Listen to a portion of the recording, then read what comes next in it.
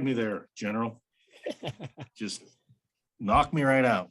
So, all right, Verone McKinley, questions for him.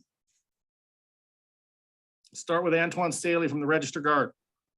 Hey, Verone, just what your thoughts on just kind of the fight at the end of the game and just kind of what was your assessment of what happened? It's tough losing like that for a team like that in this situation. So frustration, I'm sure, but who cares? We're on the next week. We got a game next Friday, so they can handle all that. We're good. James Capilla, the Oregonian. You were understandably about as heated as you've ever been on the targeting call. I think I could read your lips there. Obviously, you were proven right. What exactly were you saying, and how much were you thinking about the first half next week as you're waiting on the review? I was just like, for one, I didn't even try to hit him in his head, whatever it is. But the thing is, I've always talked about it. There's such thing as offensive targeting, people ducking their head, bang, bang plays. So for me, it was, I'm just passionate. And throughout this game, it was just high stakes, a lot of emotion involved. And I was just heated because I was like, this isn't the first time, of course, I've been reviewed for targeting. And I was just like, every time it's always something. But, I'm good. I'm ready to go. Like I said, you saw my tweet. See y'all Friday. Matt Preem, 247 Sports. Verone, this team prides itself on being able to move on from tough situations pretty quickly, but you guys are all human too. And the way that you guys played last Saturday to this Saturday are night different. We lost you, Matt. Yeah. Hold on. Let's go with difference between last week and this week, Verone. The difference, honestly, was just we knew what we had to do. We knew we had to handle business. And Coach Cristobal, I got to give him some credit here, of course. Wednesday, he brought us up before practice. Like, normally somebody does the duck jacks or whatever. And Coach Cristobal is the one who said, like, it's time to go. We can't dwell on that. And he said, it's time to go now. And we got to go have one of our best practices of the year. And we did. And he did the duck jacks. And that really just set the tone for the rest of the week. And that's why we came out firing on all cylinders. Jordan Happel gave us a speech before the game.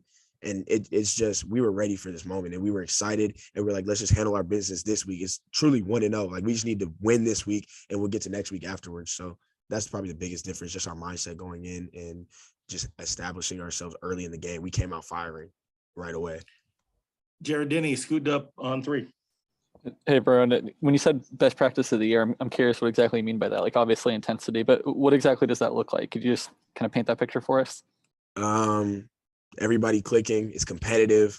People just talking trash back and forth because we want to get better and we're a competitive team, and understanding that last week wasn't what we wanted it to be. And what are we going to do about it? Are we going to sit here and dwell on it and be all sad and have a quiet practice? No, let's go out here and do what we know how to do. Have a physical practice, keep guys up, guys competing in one-on-ones, just all of that together. And it was just a good practice. Max Torres, Ducks Digest. With today's game, you guys wrapped up undefeated at home this year. What does that mean to you and the team, just that Autzen is such a tough place to come into and play at? You always want to protect home base, and we pride ourselves on that. You come into Autzen, it's going to be difficult. It's called the zoo. It's hard to leave that zoo without any scratches or anything like that, and that's what we do. We play physical, downhill. We get to the ball. We had a good game, and just to defend our home territory is what we always want to do. We want to continue to do that. Ashley Conklin, Register Guard. Verone, how would you assess the play of the receiving core, particularly Devin and Chris Hudson stepping up since you guys lost Pittman and Red and Johnny Johnson? I think it all starts with the O-line. AB, who did his thing today, and I think for those guys, they understand they needed to step up, and they did a great job from even blocking as well. I remember I dapped Chris up because he had a really good block on like a screen, but they just knew they had to step up, and it started in practice. Chris is a guy who's super, super, super competitive, and I like to talk noise to him in practice because when he gets on edge, Chris is one of the best receivers on this team. And then Devin's just being consistent, and he's been locked in and he's been doing a great job. And then our tight ends did a good job as well, but Troy Franklin, Dante Thornton. So guys just understand they need to step up and ready to go. Antoine Staley, Register Guard. Considering, this was an emotional game, obviously, but considering what happened a week ago, does it make it a little bit easier to put this win behind you and get focused on the week ahead, especially with it being a short week coming up? Definitely. We'll be in bright and early tomorrow, ready to work.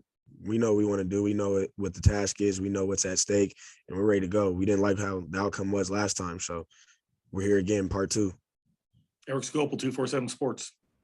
How key were those 2-point conversion stops you guys had? I mean, it seems like that kind of curbed some of the momentum that they had. And obviously, if they convert a couple of those, you're looking at a 1-score game, and maybe it's a little different at the end. Huge. Every play matters, literally. And those 2-point conversions were big, and we got a couple stops out there. So for them to have no points and just be a 6-point, whatever, they get 6 points instead of 7 or 8, it's huge. Every point matters. So Last question, James Crapia, the Oregonian.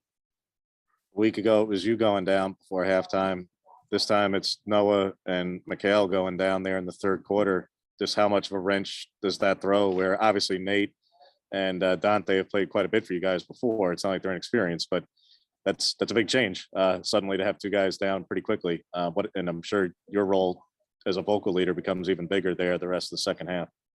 2 impact players. Of course, when they go down, it's always tough. But just like last week, we can't look down on it and be like, oh, we lost this guy or those. The next man got to go. Last time we did that, it didn't look good in Utah. And now it was like, all right, he's down. Hey, Nate, Dante, let's go, dog. We got to go now. I kept saying, we got to go now. We don't have time to waste. And that's what happened. They did a great job. Nate had some really good plays. Dante did his thing as well. He's played corner before, so him being able to be versatile is huge. But that's all. Thanks, Verone. Appreciate your time. Congrats on the win. Appreciate it.